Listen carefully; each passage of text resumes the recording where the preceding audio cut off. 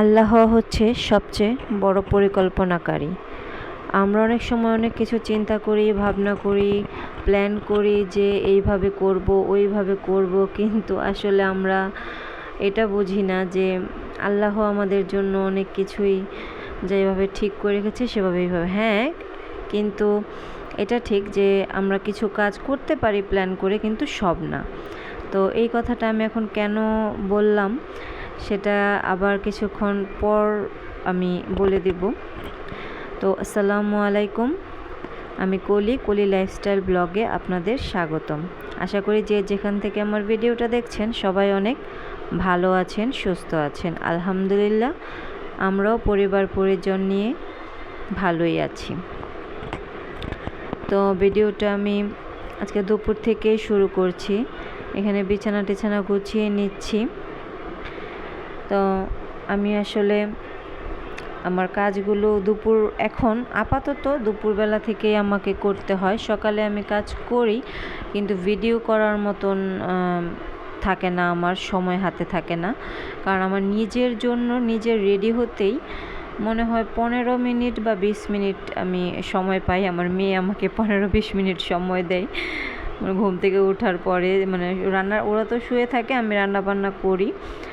তো রান্না করতে করতে দেখা গেছে ওরা তারপর ঘুম থেকে উঠে মেয়ে রেডি হয়। তো আমি কাজ করতে করতে দেখা গেছে আমার টাইম চলে যায়। তো আমার মেয়েকে নিয়ে আমাকে স্কুলে যেতে হবে। তো ও রেডি হওয়ার পরে আমি এদিক দিয়ে কাজ পুরো শেষ করে ফেলি। তো তারপর আমি শুধু 15-20 মিনিট সময় পাই ওকে নিয়ে স্কুলে যাওয়ার জন্য। তো ওইখান থেকে আমি আবার চলে যাই আমার জিমে। ওইখান থেকে দেখা গেছে আবার আমি আসি প্রায় দুপুর 12টা নাগাদ আসি। তো দেখা গেছে আমি সকালের বিছানা অনেক সময় গোছাতে পারি না, বেশিরভাগ সময় গোছাতে পারি না সকালে। কারণ দেখা গেছে আমার ছেলে মেয়ে ওরা শুয়ে থাকে, ঘুমায়। ওদিক দিয়ে আমি রান্না করি, তো মেয়ে উঠে যায়, ওর বিছানা গোছাবো, কিন্তু আসলে পারা যায় না। কারণ আমি রান্নাকে সময় দিই। রান্না করতে করতে যদি শরীর যদি বাসায় আমার ক্লান্ত হয়ে যায় তাহলে ওইখানে যে আমি কি করব, মন আর শরীর দুইটাই খারাপ থাকে। তো আমি বাসায় আসার পরে এই কাজগুলো দুপুরেই করি বেশিরভাগ, এখন আপাতত। তো এইদিকে আমি মোটামুটি কাজ সব শেষ, বিছানা টিছানা টেবিল গুছিয়ে নিয়েছি। তো এই তো এখন ঝাড় দিয়ে তারপর একটু রেস্ট নেব, খাবার টাবার খাবো। কারণ আমি আমার নিজের জন্য, ওদের জন্য তো রান্না করি, কিন্তু নিজের জন্য বললাম না যে সময় পাই না। তো নিজের জন্য আমি দুপুরে এসে তারপর আমি নিজের জন্য একটু রান্না করি, আলাদা করে একটু তেল মশলা কম এরকম খাবার রান্না করি। তো এই তো ঘরের ফাইনাল লুক। তো বিকেলবেলা একটু রেস্ট নেওয়ার পর খাওয়া দাওয়া সেরে একটু ঘুমাবো, কিংবা একটু আমার আপুদের ভিডিও দেখব, ভাইয়াদের ভিডিও দেখব।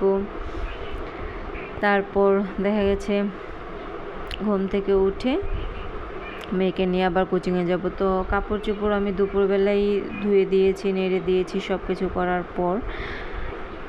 এই তো এখন মেয়ে রেডি হয়ে যাচ্ছে। মেয়ে এদিকে বলছিলাম, তুমি কি করছো? আমি বলছিলাম যে এই তো তোমাকে একটু ভিডিও করছি, আন্টিদেরকে দেখাই তোমাকে। তো মাশাল্লাহ বলবেন, চেষ্টা করছি ওকে পর্দার সাথে রাখার, পর্দা করানোর। তো আমি যে বলেছিলাম যে আমি ফেঁসে গিয়েছি কিংবা আল্লাহ পরিকল্পনাকারী, এই তো দেখেন আমি চিন্তা করেছি এক, হয়েছে আরেক। বৃষ্টির জন্য আমি যেভাবে প্ল্যান করেছি কিছুই করতে পারিনি, সব আমার আল্লাহ যেভাবে চেয়েছে সেভাবেই হয়েছে। ছেলেকে এদিকে আমি খাবারটা দিয়ে দিলাম প্রাইভেট থেকে এসে। এখানে এখন তেল ভরে নেব, এগুলো খালি হয়ে গিয়েছিল। ভাবছিলাম যে একদম এগুলো ধুয়ে মুছে ক্লিন করে তারপর শুকাতে দিয়েছিলাম। তারপর এখন আমি এগুলো ভরে নিচ্ছি, কারণ সকাল সকাল দেখা গেছে আসলে এত কাজ একসাথে করা যায় না। ঘুম থেকে উঠেই তো মনে হয় আমাদের সব মেয়েদেরই চোখ কসলাতে উঠে তারপর আগে রান্নাঘরে যেতে হয়, তাই না? তো এখন এগুলো যদি আবার তখন আমার এগুলো ভরতে হয়, একটু বিরক্ত মনে হয় আর কি। তো এখন করে রাখলে তখন শুধু রান্নাটা করব। ঝামেলা হবে না। তো ভিডিওর এই পর্যন্ত যারা ছিলেন প্লিজ একটা লাইক, কমেন্ট, শেয়ার এবং সাবস্ক্রাইব করে দেবেন। তো বেল বাটনে ক্লিক করে দেবেন, পরবর্তী ভিডিও ছাড়া মাত্র আপনাদের কাছে নোটিফিকেশন পৌঁছে যাবে। তো আসলে আপনারা একটা কমেন্ট করলে আমার খুবই ভালো লাগে, প্লিজ একটা কমেন্ট করে দেবেন।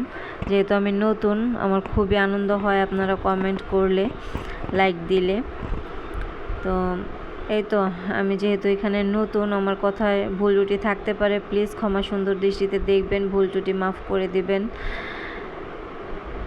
এই তো এখানে সব কিছু রেখে দিয়েছি, এখন আর কোনো টেনশন নেই, শুধু উঠবো আর কাজ করবো। আল্লাহ হাফেজ। ভিডিওটা এই পর্যন্তই, সবাই ভালো থাকবেন।